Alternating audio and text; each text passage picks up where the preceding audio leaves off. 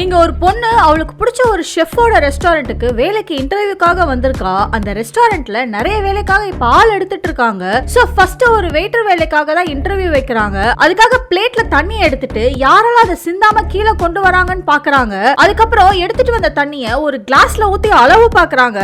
அந்த கிளாஸ்ல யாரு அதிக அளவுக்கு தண்ணிய ஊத்தி இருக்காங்களோ அவங்கள மட்டும் தான் அந்த வேலைக்கு செலக்ட் பண்றாங்க. பார்த்தா இருக்கிறதுலயே இந்த பொண்ணு தான் தண்ணிய கொஞ்சமா கொண்டு வந்திருக்கா.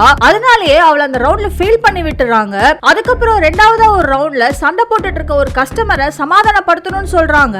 ஆனா இவ அந்த சண்டையை சமாதானப்படுத்துவான்னு பார்த்தா எரியிற நெருப்புல எண்ணெய் ஊத்துற மாதிரி அந்த சண்டையை இன்னும் பெருசாக்கி விட்டுறா. சோ அந்த ரவுண்ட்லயும் அவளை ஃபெயில் ஆக்கி விட்டுறாங்க. அடுத்து பாத்திரம் கழுவுற டெஸ்ட் ஒன்று வைக்கிறாங்க. அதுல இவ பாத்திரத்தை கழுவி முடிச்சுட்டு பக்கத்துல பார்த்தா கூட வந்தவங்க தண்ணியில ஏதோ டெம்பரேச்சர் எல்லாம் செக் பண்ணி பாக்குறாங்க. அதை பார்த்ததுமே இதோட ரிசல்ட்டும் என்ன வரும்னு அவளுக்கு தெரிஞ்சு போயிடுது. கடைசியாதான் இப்ப ஷெஃப்கான இன்டர்வியூவே வைக்கிறாங்க.